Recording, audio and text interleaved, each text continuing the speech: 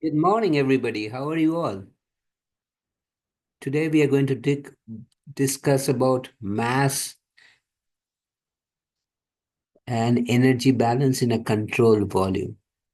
So I will get started.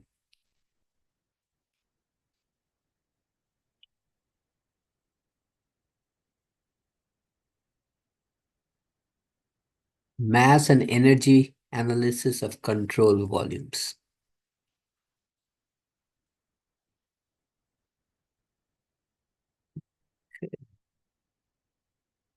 Oops, I don't want that big. Let me reduce it to standard size. Okay.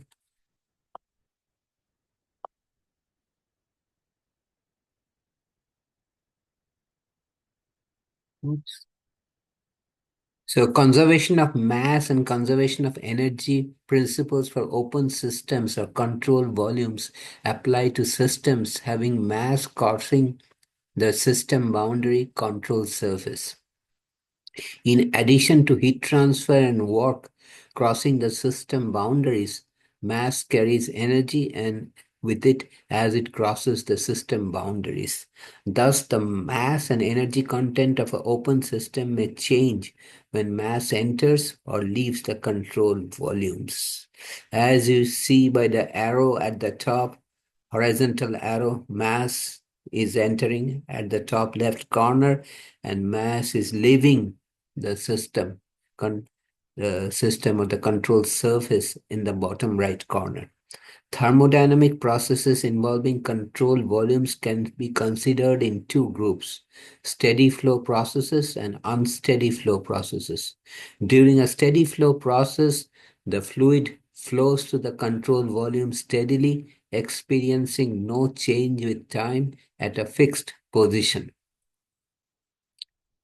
Okay, so here, let's see what we're talking about. Hair dryer is an example of one entrance, one exit open system that receives electrical work from input to drive the fan and power the resistance heater. Okay.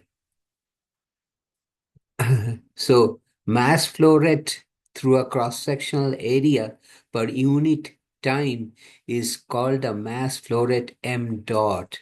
The rate, the time part is indicated by the dot at the top. Note the dot over the mass indicates a time rate of change. It is expressed as m dot equal to integration over the area. Rho is the density times velocity, okay, average velocity v bar nda, okay, so integrate over the area where b, and it has got an arrow on the top, is showing the direction, is the velocity normal to the cross-sectional area. Okay, so the actual flow rate is shown on part A and part B shows the average flow rate. Okay, so M is equal to rho V average with an arrow at the top times A, or V average times A divided by V. Okay, so rho is the density kilograms per meter cubed, 1 over volume, specific volume, and is the cross-sectional area. A is the cross-sectional area meter square, and V arrow average is the average fluid velocity normal to the area in meters per second. Refrigerant 134A at 200 kilopascal, 40% quality flows through a 1.1 centimeter inside diameter D tube with a velocity 50 meters per second. Find the mass flow rate of the refrigerant 134A. At P is equal to 200 kPa pressure, quality X is equal to zero point 0.4. We determine the specific volume to be from m dot mass flow rate is equal to V average times A divided by specific volume is equal to V average by V pi d square by 4 for the area. Now the volume is Vf plus X times Vfg. Okay, X is the quality. Okay, and from the tables you can get VF is 0.00075333. The units are meter cube per kilogram. plus zero point 0.4 times VFG is the volume between the fluid gas phase uh, and the liquid phase. Okay, VFG. It's the volume inside the dome, and that also can be read off from table. Okay, so ultimately V, so F is V fluid plus X times VFG is 0.0404 meter cubed per kg. Plug that in the equation. Remember, V in this case is the specific volume or volume of a unit weight of the substance. And you plug it into the formula and you get mass flow rate as 0.117 kilogram per second. Okay, if the velocity over the flow area is constant, the volume flow rate is given by the volume flow rate capital V dot is again the time part is equal to average velocity times or velocity with a specific direction multiplied by area. The mass and the volume flow rate are related by mass flow rate is equal to rho times volume flow rate, which is volume flow rate divided by specific volume. Here is again another example.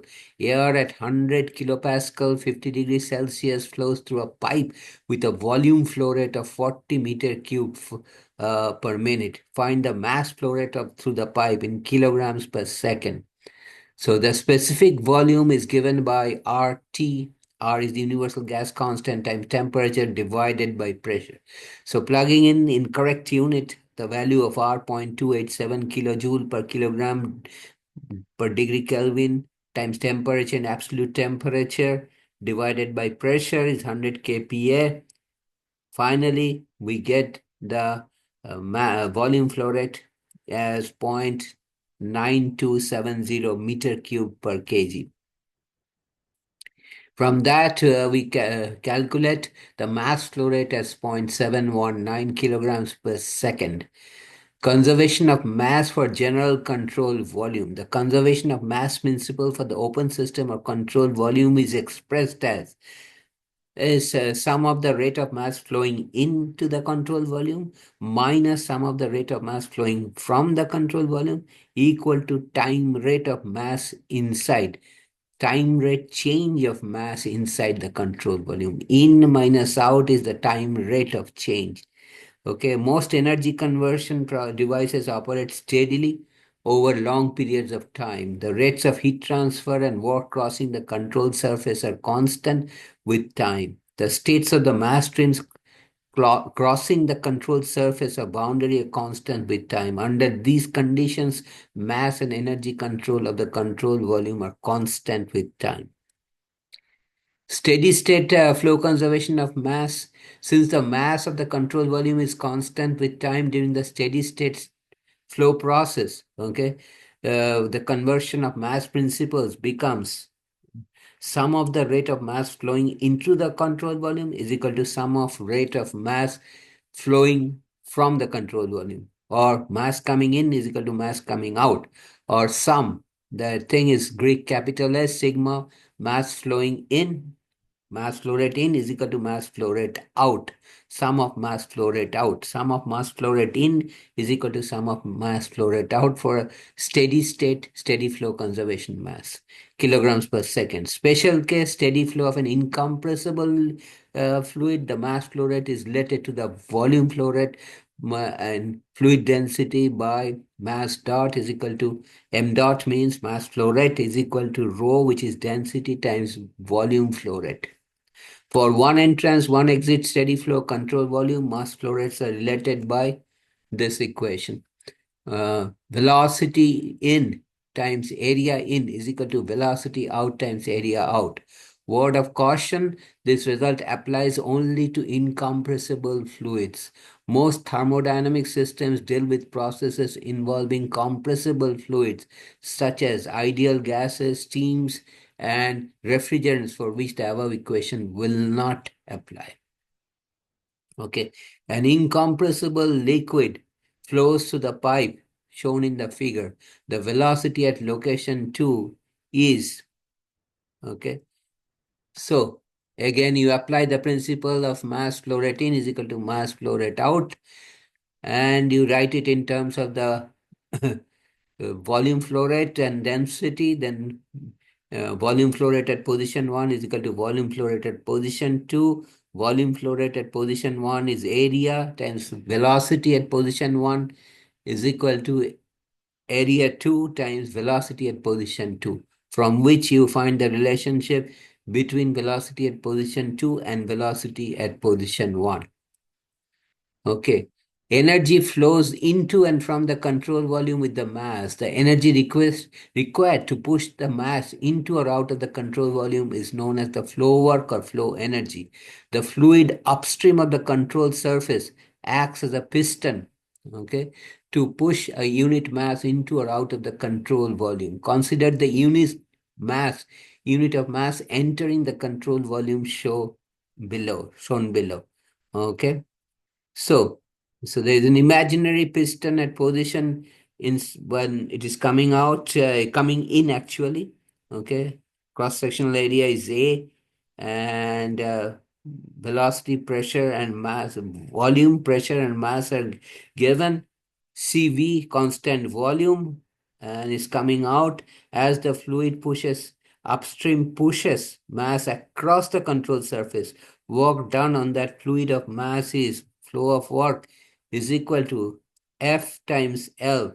F is force times L, or F times L multiplied by A divided by A. That will convert it into a pressure, pressure times volume. So flow work for flow is pressure times mass times volume, unit volume. Okay. So W flow of work work of flow per unit mass is W flow divided by mass is equal to PV. Okay.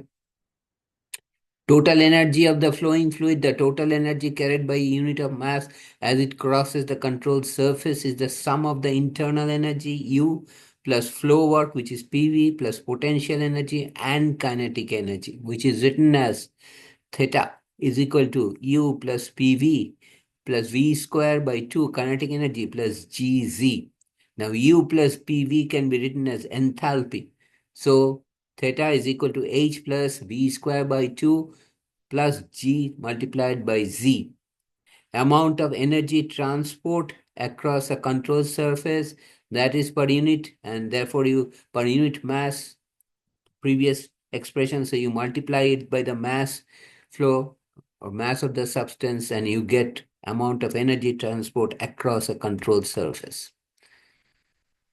So conservation of energy for general control volume. Okay.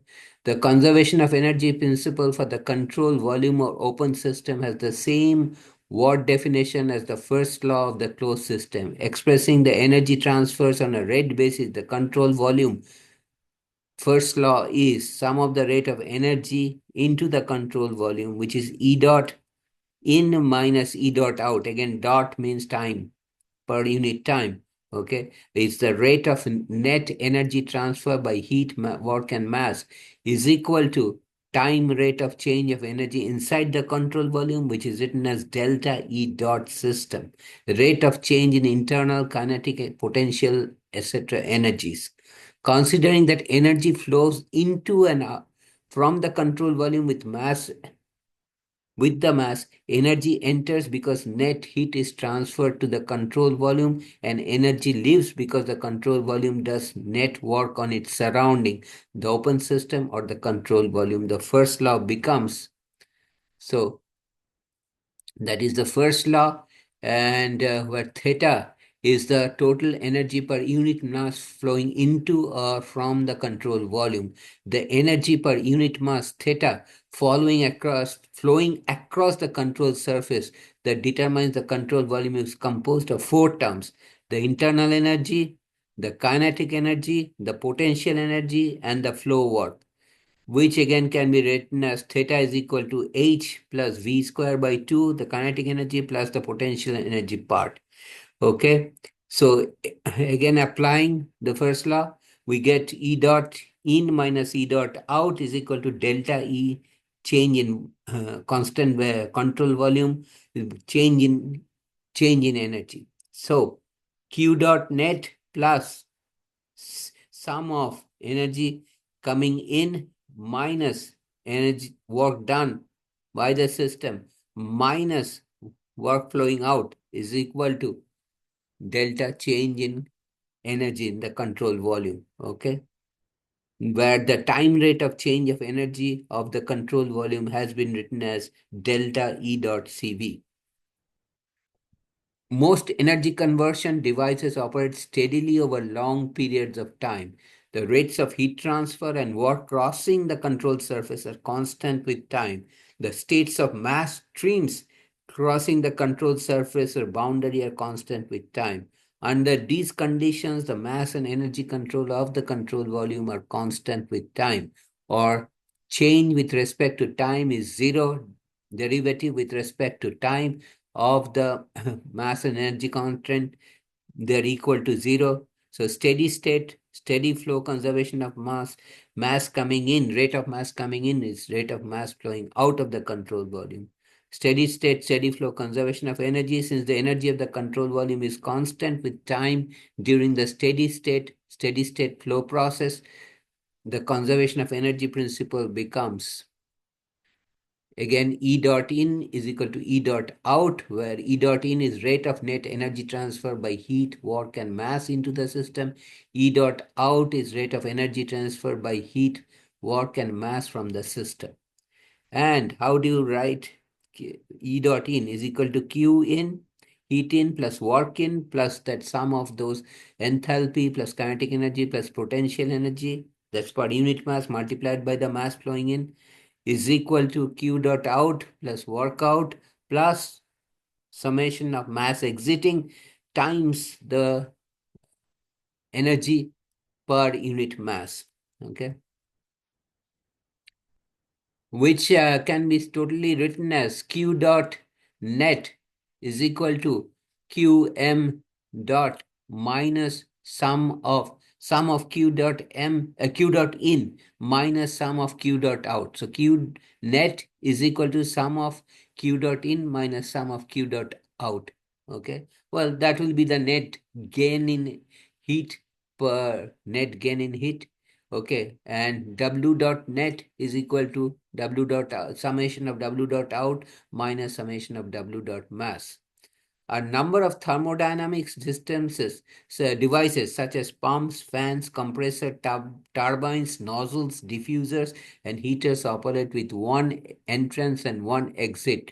The steady state flow conservation of mass and first law of thermodynamics for this system reduces to M1 dot is equal to M2 dot. M1 dot is a mass flow rate in is equal to mass flow rate out converted into specific volume and is equal to one times V1, which is the specific volume coming in, times average velocity coming in, times area 1 is the area of the entrance, is equal to same as 1 over V2 is the specific volume at exit position 2 multiplied by velocity at position 2, exit position, and A2 is the area at the exit position. Similarly, Q dot minus W dot can be written as m dot, which is the change in mass flow rate with respect to time, times the change in enthalpy, change in kinetic energy, and change in potential energy. Okay. When can we neglect the kinetic and potential terms in the energy terms in the first law? Consider the kinetic and potential energies per unit mass. Kinetic energy is V square by 2. For V bar is equal to, or V is equal to average velocity 45 meters per second. Kinetic energy is given by this. Okay, you convert it into kilojoule per kilogram, and for V average 140 meter per second, kinetic energy is this 10 kilojoule per kilogram. So potential energy is equal to kinetic energy, is potential energy is equal to G times Z, and we can similarly find the potential energy for 100 meter when the height is 100 meter and when the height is 1000 meters. Remember, Z is the height. We can find the two potential energies, one at 100 meter, one at 1000 meter. Like we find the kinetic energy at 45 meter per second velocity and at 140 meter per second velocity. Okay.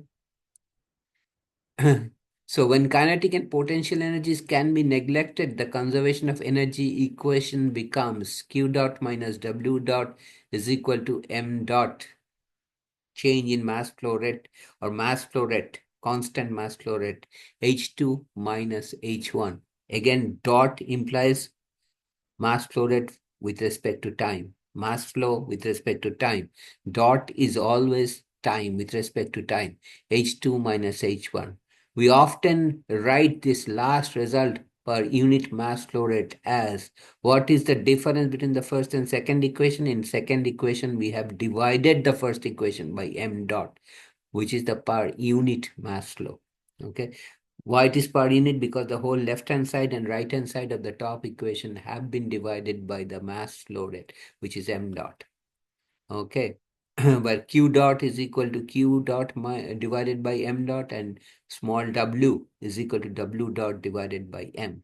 Some steady state engineering devices below are some engineering devices that operate essentially a steady state, steady flow control volumes: nozzle, diffuser, turbine, compressor.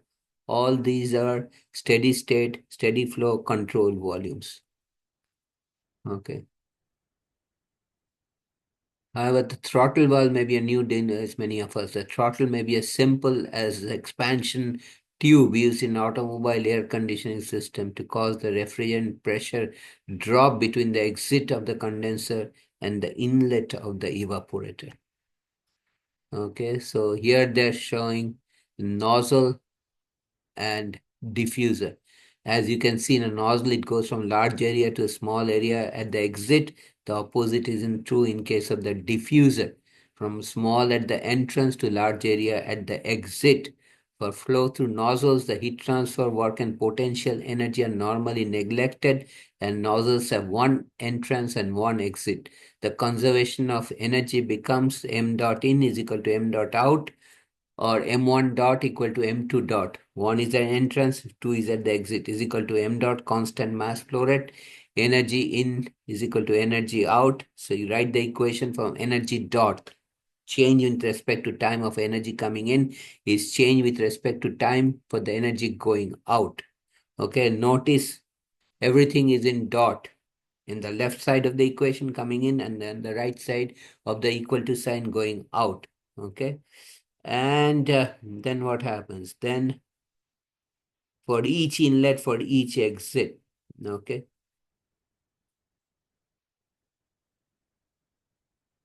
Okay. Steam at zero point 0.4 megapascal, 300 degrees Celsius enters an adiabatic nozzle. That means no heat transfer with a low velocity and leaves at 0.2 megapascal with a quality of 90%. Find the exit velocity in meters per second. Control volume is the nozzle. We need the property from steam table. Process is assume adiabatic steady flow. Conservation principles, conservation of mass. Mass coming in is equal to mass coming out is equal to constant mass flow rate. So here is the equation. Okay, m dot times h1 is the enthalpy coming in times velocity is equal to m dot times, okay, according to the sketch, control volume, mass crosses the control surface, but no work or heat transfer crosses the control surface. Neglecting potential energy, we have E dot in is equal to E dot out. Okay. Neglecting the inlet kinetic energy, exit velocity is given by this. So now we go into the steam tables and find out H1 and H2 and plug it in the equation. For H2, you take into account the quality. Okay. And it works out H2 is equal to 2486.1 kilojoule per kilogram. Hence, the velocity is 1078 meters per second. Okay. So I stop here today. If you have any question, comment, leave me a comment. I'll get back to you definitely. If you like this video, please give me a thumbs up. If you like this video, share with your friends. You and your friends, please subscribe to my channel. by hitting the red subscribe button and let YouTube know that you'd like to be notified every time I upload a new video, which I do almost every day. Thanks for watching, and please do not forget to watch me tomorrow. And please subscribe to my channel by hitting the red subscribe button at the bottom right corner. If you want to learn more about thermodynamics or math, I have all kinds of problems solved just for you. Thanks for watching. Take care. Have a nice day. See you tomorrow. Take care.